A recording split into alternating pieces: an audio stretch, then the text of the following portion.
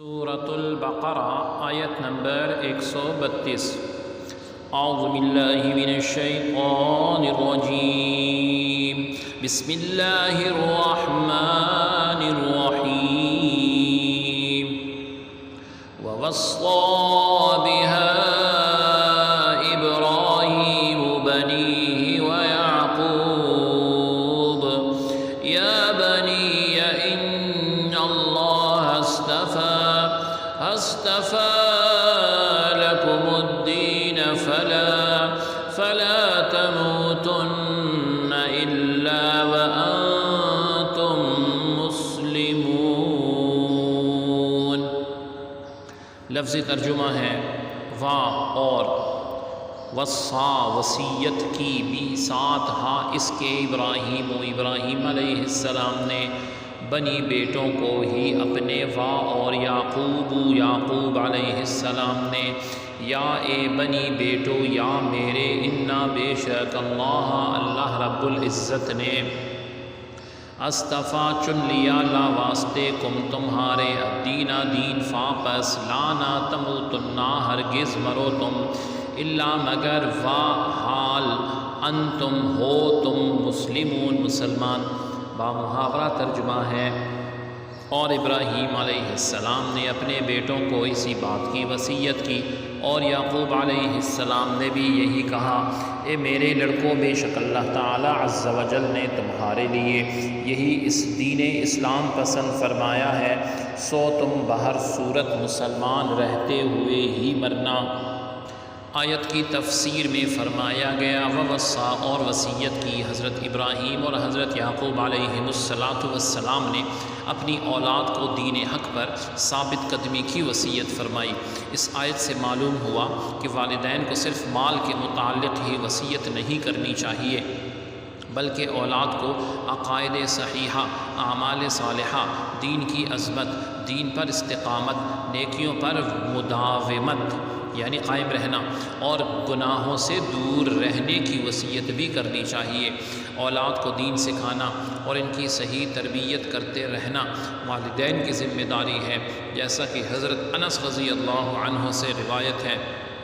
رسول اللہ صلی اللہ علیہ وسلم نے ارشاد فرمایا، اپنی اولاد کے ساتھ نیک سلوک کرو اور انہیں اچھے ادب سکھانے کی کوشش کرو۔ حضرت عبداللہ بن عمر رضی اللہ عنہما نے ایک شخص سے فرمایا، اپنے بچے کی اچھی تربیت کرو کیونکہ تم سے تمہاری اولاد کے بارے میں پوچھا جائے گا کہ تم نے اس کی کیسی تربیت کی اور تم نے اسے کیا سکھایا۔ حضرت ایوب بن موسیٰ رضی اللہ عنہ اپنے والد سے اور وہ اپنے دادا سے روایت کرتے ہیں کہ آقا علیہ السلام نے ارشاد فرمایا، کسی باپ نے اپنے بچے کو ایسا عطیہ نہیں دیا یعنی تحفہ جو اچھے ادب سے بہتر ہو۔ اسی طرح علماء فرماتے ہیں کہ اچھے ادب سے مراد بچے کو دیندار، متقی، پرہیزگار بنانا ہے۔ اولاد کے لیے اس سے اچھا عطیہ اور تحفہ کیا ہو سکتا ہے کہ یہ چیز دین و دنیا میں کام آتی ہے۔ والدین کو چاہیے کہ اولاد کو صرف مالدار بنا کر دنیا سے نہ جائیں، انہیں دیندار بنا کر جائیں جو خود انہیں بھی قبر میں کام آئے، کہ زندہ اولاد کی نیکیوں کا ثواب مردے کو قبر میں ملتا ہے۔ نیز وفات کے وقت اپنی اولاد کو صحیح عقائد اور نیک اعمال کی وصیت کرنا ہمارے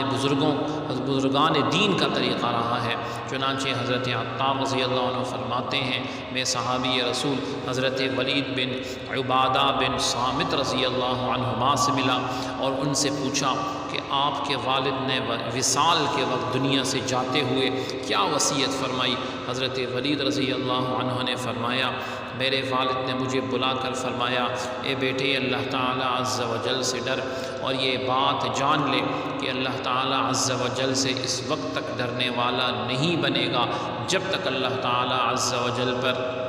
اور ہر خیر و شر کے اللہ تعالیٰ کی طرف سے مقدر ہونے پر ایمان نہ لائے گا۔ اگر تو اس کے خلاف مر گیا تو جہنم میں داخل ہوگا۔ میں نے رسول اللہ صلی اللہ علیہ وسلم کو فرماتے ہوئے سنا کہ رب العزت نے سب سے پہلے قلم کو پیدا کیا اور پھر فرمایا لکھ۔ قلم نے عرض کی کیا لکھوں؟ ارشاد فرمایا تقدیر کو لکھ، جو ہو چکا، جو اب تک ہوگا۔ جب حضرت عبداللہ بن مسعود رضی اللہ عنہ کی وفات کا وقت قریب آیا تو ان کے بیٹے حضرت عبد الرحمن رضی اللہ عنہ نے عرض کی مجھے کچھ وصیت کیجیے۔ حضرت عبداللہ بن مسعود رضی اللہ عنہ نے فرمایا میں تمہیں وصیت کرتا ہوں کہ تم اللہ تعالی عز و جل سے ڈرتے رہو، زیادہ وقت اپنے گھر میں رہو، اپنی زبان کی حفاظت کرو اور اپنی خطاؤں پر رویا کرو۔ حضرت علقمہ رضی اللہ عنہ نے اپنی وفات کے وقت اپنے بیٹے کو جو ہے وصیت کرتے ہوئے فرمایا تھا اے بیٹے جب تمہیں لوگوں کی مجلس اختیار کرنا پڑے تو ایسے آدمی کی صحبت اختیار کر کہ جب اس کی خدمت کرے وہ تیری حفاظت کرے، اگر تو اس کی مجلس اختیار کرے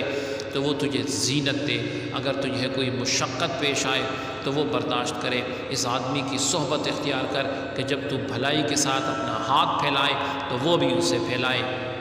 اگر تم میں کوئی اچھائی دیکھے تو اسے شمار کرے اور اگر برائی دیکھے تو تمہیں روکے۔ اس آدمی سے دوستی اختیار کر کہ جب تو اس سے مانگے وہ تجھے دے، اور اگر تو خاموش رہے تو خود بخود دے، اور اگر تجھے کوئی پریشانی لاحق ہو تو غمخواری کرے۔ اس آدمی کی صحبت اختیار کرو، جب تم بات کہو وہ تمہاری بات کی تصدیق کرے، اور اگر تم کسی کام کا ارادہ کرو تو وہ اچھا مشورہ دے، اور اگر تم دونوں میں اختلاف ہو جائے وہ تمہاری بات کو ترجیح دے۔ سبحانک اللہم و بحمدک اشہد ان لا الہ الا انت استغفرک و اتوب الیک، وصلی اللہ تعالی علی خیر خلقہ محمد وعلی آلہ واصحابہ اجمعین برحمتک یا ارحم الراحمین۔